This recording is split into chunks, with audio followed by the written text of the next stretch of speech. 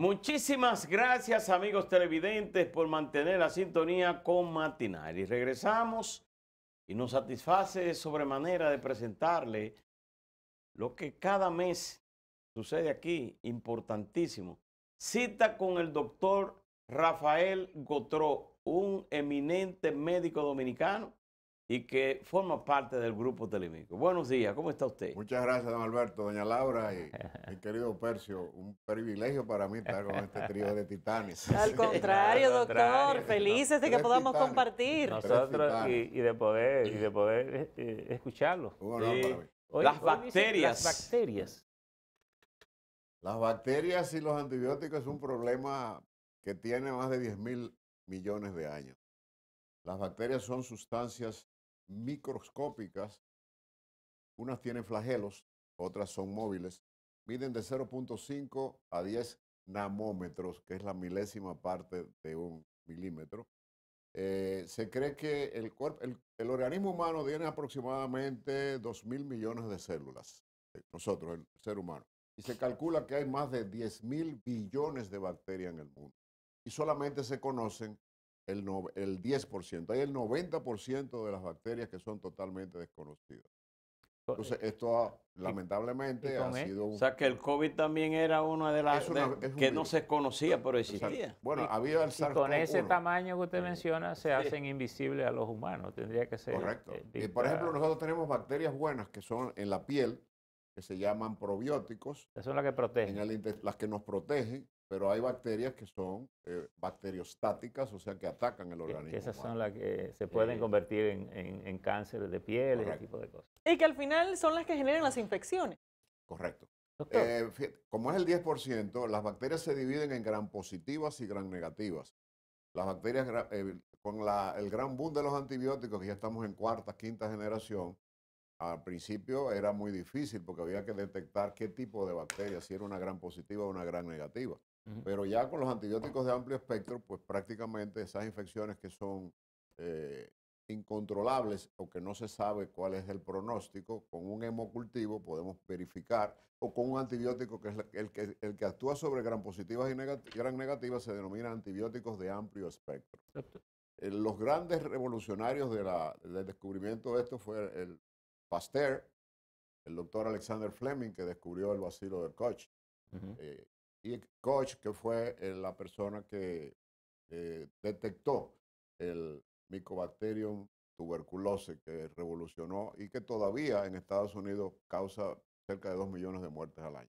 En República Dominicana nosotros llegamos a tener un semicontrol, pero con la enorme migración haitiana que nosotros tenemos, ha habido un repunte de tuberculosis en el país, definitivamente. Sí. Y Doctor, Fleming en el año 1943 revoluciona el mundo de la bacteriología y de los ataques a las bacterias cuando descubrió la penicilina, que fue un accidente. Él era bacteriólogo y colocó un cultivo y se fue de vacaciones y olvidó. Y cuando regresó vio que ese cultivo, un cultivo de bacterias móviles, vio que ese cultivo tenía hongos y que donde estaban los hongos, las bacterias habían desaparecido. Ese es el origen de la penicilina, que revolucionó el mundo y que le costó o le favoreció con el premio Nobel de Medicina en el año 1944. y digamos que es lo maravilloso de la ciencia, porque normalmente tú comienzas a buscar y en el camino puedes detectar muchísimas otras cosas que no está buscando, pero que por la observación y las comprobaciones Claro. Esos se son los hace. tres titanes de la bacteriología Sí. contemporánea. Mire, a propósito de eso, hoy sale la información que las proyecciones de los organismos internacionales es de que tendremos COVID por lo menos 2 años. por 2 años. Sí. ¿Qué es lo que vamos a hacer? ¿Qué es lo que tenemos que hacer? ¿Qué le podemos decir a la gente? Lamentablemente, fíjate, es penoso. Y ustedes, cuando venía para acá, vi en los cortes de noticias, donde vimos la barbaridad que ocurrió el fin de semana en los hoteles. Uno de ellos fue multado y donde se quejaban de que no solamente ese hotel que fue multado con 1 millón de pesos fue en el único lugar donde acontecieron esas contaminaciones que va a provocar un pico, un repico de la pandemia. Nosotros tenemos prácticamente muy fuera de control la conciencia de los dominicanos. Estamos siendo muy indolentes desde el punto de vista de lo que significa perder un ser querido. Yo estoy seguro que todo el que hace ese tipo de manifestación, no se le ha muerto ni su papá, ni perdió su mamá, ni perdió su abuelito, ni perdió... Hay jóvenes que están padeciendo COVID. Entonces, íbamos muy bien hasta que hace más o menos una semana, las dos fuentes más importantes para la manufacturación de la vacuna y que estaba más avanzada ya en fase 3 para pasar a la FDA a su aprobación, la Moderna Medical Supplies, que es la firma norteamericana, y la AstraZeneca, que es la Universidad de Oxford en Inglaterra. Ya estaban 30,000 personas que fueron, se ofrecieron de voluntarios y se detectó ya en la fase final que 2 de ellos desarrollaron efectos secundarios neurológicos. ¿Qué significa esto? Que si 2 de 30,000 hicieron efectos secundarios importantes, llámese una hemiplegia, llámese un problema cerebrovascular, pues entonces cuando pongamos 1.000 millones, ¿cuántos efectos secundarios habrá? Cuando pongamos 6.000 millones, ¿cuántos efectos secundarios habrá? O sea, el universo hay que calcularlo de acuerdo al número de personas que van a ser vacunadas a nivel mundial. Las primeras vacunas no van a llegar a República Dominicana, pero los primeros 1.000 millones de personas, al detectar 2 personas con manifestaciones o efectos secundarios, la vacuna de la influenza tiene efectos secundarios leves, o sea, que se le pone a los niños también, que generalmente es una pequeña fiebre y un malestar general que termina en 24 o 48 horas, pero efectos neurológicos ya son palabras mayores. Doctor, en la profilaxis que se está utilizando para el COVID-19, se incluye en muchos casos, según lo que uno ve, un antibiótico. Sin embargo, estamos hablando de un virus. Si no me equivoco, es acitromicina que están incluyendo. ¿Por qué? Fíjate, hasta el día de hoy, 1 de octubre del año 2020, la pandemia comenzó en Wuhan en el diciembre del 2019, aunque se dice que fue antes, el SARS-CoV-2. No existe un tratamiento específico. Fíjate que la ciencia ha ido brincando de tratamientos en tratamientos. En marzo y abril ustedes recordarán el boom de la hidroxicloroquina, que es un antimalárico, pero que también se utiliza en el herpes. Recordarán los medicamentos biológicos que se utilizaron. Se llegó a utilizar un antihelmíntico, la ivermectina, y se comprobó con el boom que hubo en Italia, que comenzaron a hacer, a finales del mes de abril, comenzaron a hacer autopsias, porque la Organización Mundial de la Salud prohibía, el protocolo prohíbe que ese paciente una vez fallezca pueda ser manipulado. Sin embargo, en Italia le dio muy duro, sobre todo a la clase de la tercera edad. Sí. Entonces ellos comenzaron a investigar en abril y vieron que además del daño que produce el virus en la base del pulmón, porque produce una neumonía basal bilateral, produce una traqueitis. La tráquea es el órgano por donde nosotros a través de ella respiramos y por donde intuban al paciente cuando entra en una insuficiencia respiratoria aguda. Entonces se comprobó que ese paciente estaba teniendo tromboembolismos. A partir de abril entra entonces nueva vez en el protocolo mundial el uso de medicamentos anticoagulantes, que ya está en la terapia. La pregunta que hace doña Laura es exactamente correcta. Hemos ido brincando de uno en uno y a principio se decía, como se pensaba que era una neumonía basal y las bacterias oportunistas cuando damos esteroides, llámese cortisona o derivados, generalmente tienden a multiplicarse. En principio no se utilizaba la cortisona. Sin embargo, el gold estándar hoy a nivel mundial es utilizar la dexametasona como antiinflamatorio porque se ha comprobado que además de la neumonía basal produce una traqueitis y produce tromboembolismo, que es causa de muchísimas muertes por accidentes cerebrovasculares o por muerte súbita. Doctor, parte de la capacidad del COVID es los daños secretos que va produciendo en el organismo. Por ejemplo, esto que usted ha mencionado, la capacidad de coagular la sangre, que son cosas que no duelen, el paciente no lo siente, sino que cuando hay una situación de crisis te dan un corrientazo de 220 y salen contigo. Y parecería que muchos pacientes por esa situación llegan tarde al médico, así cuando llegan ya Eso es correcto. con problemas, con daños en los pulmones, daños en la sangre, ese asunto. Fíjate, el virus tiene un comportamiento, siguiendo con la línea del tratamiento de la pregunta de doña Laura y con la de don Percio, en el sentido de que el periodo de incubación es de 7 a 14 días. En ese momento no hay síntomas, el paciente tiene el virus en la orofaringe, pero si tú le haces un PCR está positivo, pero no hay ningún tipo de síntoma. Ese paciente puede contaminar a 4 o 5 personas en un lugar cerrado como este. Entonces, en ese periodo de incubación comienzan los primeros síntomas. El 80% va a desarrollar un proceso gripal, el 20% va a desarrollar las 4 fases que tiene, que es tu pregunta.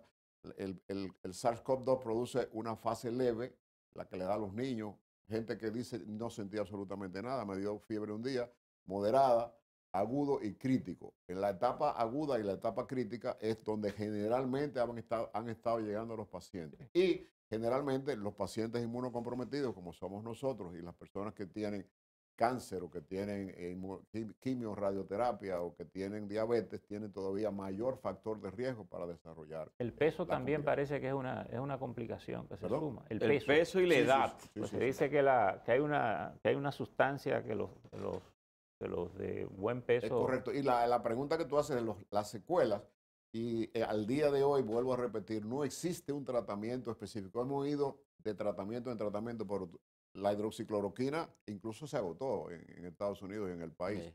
Y la hidroxicloroquina tiene muchísimos efectos secundarios y ya la Organización Mundial de la Salud Doctor, dijo que no.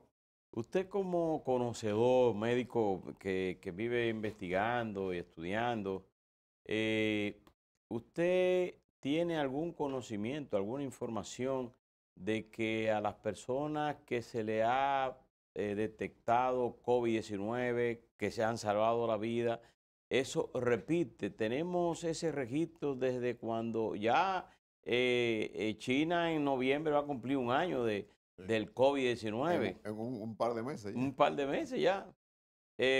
¿Repite o hay rebrote en otras personas? No así en las mismas personas que han tenido ya.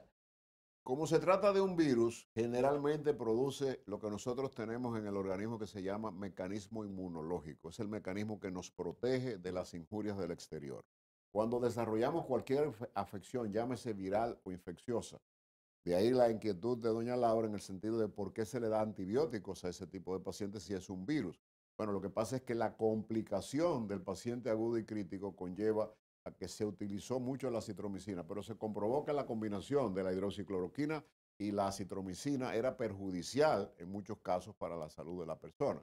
Entonces, ¿qué avances hemos tenido? Que el COVID no es solamente un virus pulmonar. El COVID tiene manifestaciones intestinales. Se traga el virus a través de la tráquea cuando está incubándose. No cultiva en el estómago porque el estómago es un medio muy ácido. La única bacteria que puede cultivar el estómago es el Helicobacter pylori, la única bacteria en el mundo. Entonces pasa al intestino delgado y se han visto manifestaciones intestinales del SARS-CoV-2 que comienzan con trastornos gastrointestinales como diarrea, como si fuera una gastroenteritis o algo que le cayó mal a la persona, pero viene la fiebre y con importancia en los factores de alteración de las pruebas hepáticas, que esto es muy importante y han habido muchos casos. Hay casos reportados de que personas que han tenido el COVID se pensaba que había una autoinmunidad durante un tiempo determinado. Eso puede ser posible, pero hay reportes de que hay personas, ya a nivel de la Organización Mundial de la Salud, de personas que han tenido el SARS-CoV-2 que han vuelto a repuntar. Quizás no sean los primeros 45 días, no es no es un signo de alarma porque han sido pocos los reportes que se han hecho en ese sentido. Lo que sí yo quisiera que la gente comprenda, y a través de este medio de comunicación y de ustedes tres brillantes periodistas, es el aspecto de las secuelas que está dejando el virus. Yo ayer vi en mi consulta una señora que le dio el virus cuando se internaba solamente en el Ramón de Lara. Ustedes recuerdan esa primera etapa. Sí, Estamos hablando de marzo, abril. La primera fase. La primera fase la llevaban a Ramón. Esa señora incluso me dijo, estaba yo en la habitación contigua donde murió una figura muy conocida y querida del país. Al principio también fue Kalila Che. Ella convivió de la famosa boda de San Pedro que se contaminaron mucha gente. Ayer la vi para darle el reporte de un estudio de colonoscopía y gastroscopía y me dijo, doctor, yo dije, tú tienes que caminar porque tienes el colesterol alto, etc. Ellos viven en un resort cerca de la ciudad, creo que, ¿cómo se llama? Metro. El metro aquí. El metro. Y me dice, yo camino y me canso. Yo he visto eso muy frecuentemente, esa sensación de astenia, pérdida de apetito, dificultad respiratoria. Yo le digo, yo te voy a demostrar que estás pensando, tu cerebro te está dominando. Le tomé el oxígeno con el oxímetro y tenía 99. Ese es un signo de alarma en la pregunta que tú hiciste de cuándo el COVID comienza a complicarse y cuándo esto va a ocurrir a partir del día 7º al 14. Casi todas las personas que están haciendo cuarentena en su casa con la positividad deben tratar de adquirir un oxímetro. Pero en el caso de esa señora, de esa sensación paciente, pero yo lo he oído en muchas personas. hay consecuencias que son reales y Sí, hay correcto. consecuencias que son psicológicas. Sí, no. Naturalmente, en el caso de la señora, yo la tranquilicé cuando estaba oxigenando 99, por encima de 90, pero en el COVID, cuando comienzan las complicaciones, tú no oxigenas ni 70. Claro. Entonces ya ese es un signo de que tú te estás teniendo disnea, que es la dificultad para nosotros expirar e inspirar, inspirar y aspirar aire y poder mantener nuestra oxigenación normal. Porque parecería que el que pasa por ahí también hay que pasarlo por el sedazo psicológico para que, Sí, para que la gente no, se desconecte. sobre todo las personas que han estado hospitalizadas quedan muy afectadas psicológicamente. Pero en el caso de muchos pacientes que son jóvenes, que son asintomáticos, pero como quiera tienen el COVID penetrando en los pulmones y eso le provoca también infartos, porque se coagula la sangre, entonces muere de un infarto, pero es un muchacho joven, ¿cómo muere de un infarto? Por lo que hablaba de la pregunta inicial de la terapia que me hacía doña Laura, en el sentido que se comprobó a partir del mes de abril y mayo, cuando se comenzaron a hacer autopsias, porque el protocolo incluso en República Dominicana. Por eso es que yo hago un llamado a toda esa gente que usted ven en las avenidas bebiendo alcohol en los resorts, en el sentido de que yo estoy totalmente seguro que ninguno de ellos perdieron ni a su papá, ni a su mamá, ni a un hermanito. Cuando una persona entra en la etapa de la pregunta que hizo Percio, que es la etapa crítica o aguda, y entra a la clínica, tú lo vas a llevar, tú vas a entrar a donde dice cuidado intensivo, no lo vas a volver a ver, y si el paciente fallece, no te permiten ni siquiera despedir a tu deudo, porque está prohibido en el protocolo. Me dijo un amigo de un paciente fallecido que usted mencionó ahorita. Me dijo, lo peor de eso es que te entregan una funda negra que tú no sabes si es él o no es él. Querido, eso ¿no? es correcto. Te entregan eso y eso es lo que te lleva. Y ese es el protocolo. Sí. Ahora, eso puede producir esa por lo regular, los médicos son muy poco proclives a que, por ejemplo, se dé la apertura, que se liberalice el control de, digamos, ciudadanos. Sin embargo, parecería que la estrategia de los gobiernos es pretender atajar a la gente, digamos, en el sentido de tenerlos controlados y no de convencerlo de la conveniencia de tener una conducta diferente a esto que usted ha mencionado. Gente que no le importa, a veces cree que el virus no le toca o no le importa, porque también puede haber todo eso. Es correcto. ¿Ha faltado aquí, digamos, una estrategia correcta de convencer a la ciudadanía para que los médicos tal vez tengan menos dificultades y menos pacientes? Totalmente de acuerdo. La única medida terapéutica, y vuelvo a la pregunta original de doña Laura en cuanto a medicamentos, la única respuesta terapéutica que se le puede dar a la persona que puede impedir el SARS-CoV-2, lavarse las manos, utilizar mascarilla y respetar el distanciamiento social. Yo creo que tanto el gobierno saliente como el gobierno entrante no han tenido la particularidad de ejercer el control de lo que es un toque de queda. De que el toque de queda es simplemente para que tú no estés en la calle y a pesar de eso tú ves la avenida. Anoche vi la avenida España que todavía a las 10 de la noche estaba la policía quitándola. Hay un irrespeto a la autoridad en el sentido general por los jóvenes.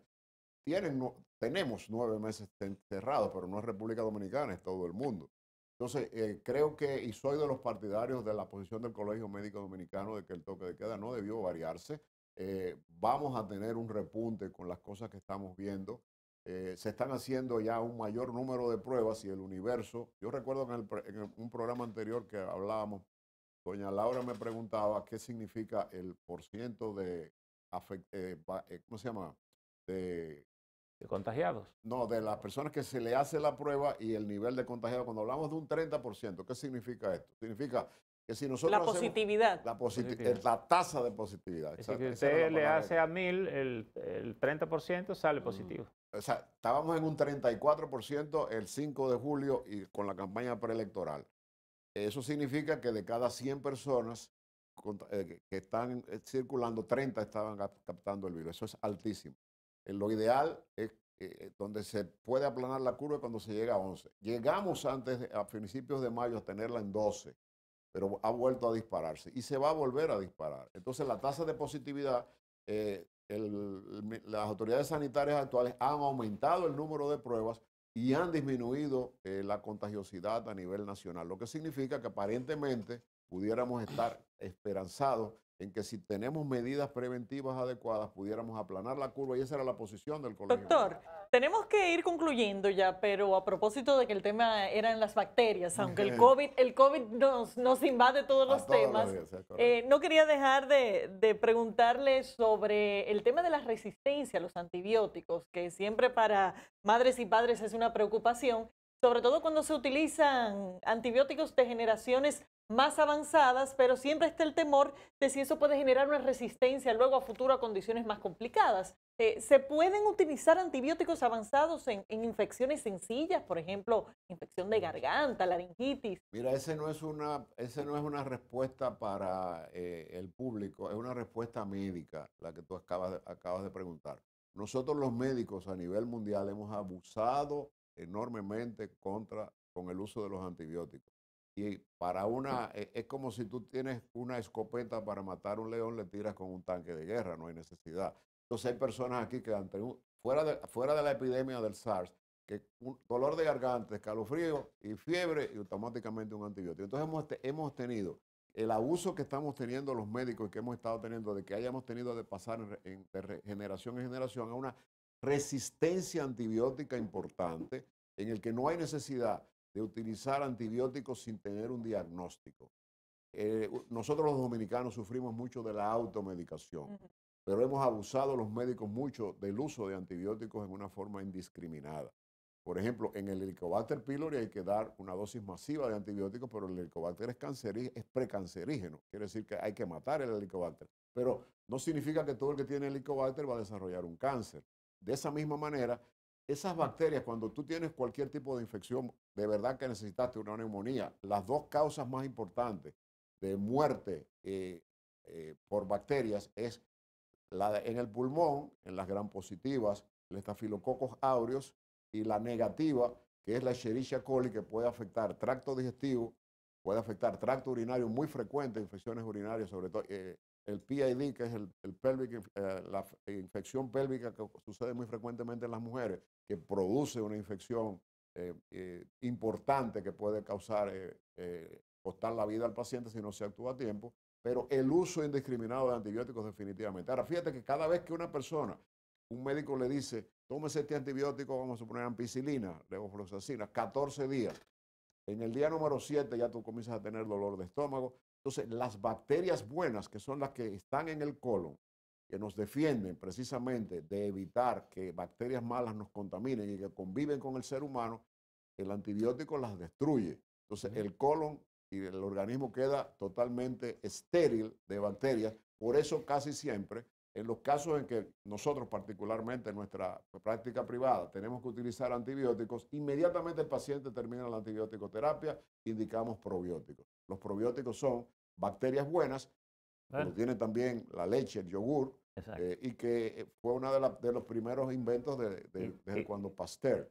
Esto no ha variado. Quizá usted usa el término correcto, nosotros los médicos, porque los dominicanos todos tenemos vocación médico, vivimos recetando. Es uno de los grandes defectos. Vivimos recetando todo lo que nos experiencia. Tómate algo, dice uno. Te duele la garganta. Mira, me indicaron esta ampicilina, tómate. Entonces eso es a mí me sanó tal pastilla. Y entonces, la que usted dijo, la citromicina, que se utilizó en una etapa importante y que todavía se sigue utilizando, conjuntamente con la hidroxicloroquina, provocó muchos efectos secundarios a nivel cardiovascular cuando todavía se desconocía que el COVID podía producir tromboembolismo. abril, mayo. Ya definitivamente hay que tener cuidado con el uso de los antibióticos. Doctor, Doctor, muchísimas Gracias a gracias. ustedes. ha sido muy, con muy grato mucho- verlo, escucharlo, como Para mí siempre. es un placer tener el privilegio no solamente de Alberto, sino tener a doña Laura y a Percio en el día de hoy. Con mucha autoridad. Yo me voy a usted- quejar, a mí esto me dice doña Laura y a Percio le dice Percio. Pero dígale que eso es de cariño y respeto. Ese No cariño, es de... Lo que pasa es que Percio es mi hermano. Yo soy médico de su familia. Tenemos una familiaridad con su suegra, con Cosete, y yo soy parte de los Maldonados y él de los otros. Y además, dígale que es por dinero, ¿verdad? Porque no es por otra cosa. No, pero lo de doña Laura es por Ni respeto. por lo uno ni por lo otro. Lo de doña Laura es por respeto. Bueno, muchísimas Doctor, gracias gracias. por Gracias. la autoridad que usted tiene para dar estas consultas por televisión, que estoy seguro que los dominicanos que nos ven, tanto aquí en la República Dominicana como en el exterior, lo acogen y lo anotan, porque la verdad usted se ha convertido en eso, en el orientador médico de los dominicanos, y que incita con el doctor Gotro. Y el grupo Telemicro exclusivamente. Pues claro, con el grupo Telemicro. Muchas gracias a ustedes, amigos televidentes. Nos vemos mañana. Mañana es viernes. Ya empezó el primer día del primer mes del trimestre, el último trimestre de este año. Comienzan los charamicos y las cosas de Navidad. Y Laura nos confesó que ya va a bajar su... Ya hay que poner el arbolito. el arbolito. ¿Ah? Y así en muchas casas. A ver Muchas si el 2020 se acaba. Oye, se ha ido rápido. Te cuento. No se acaba de ir. Buena suerte.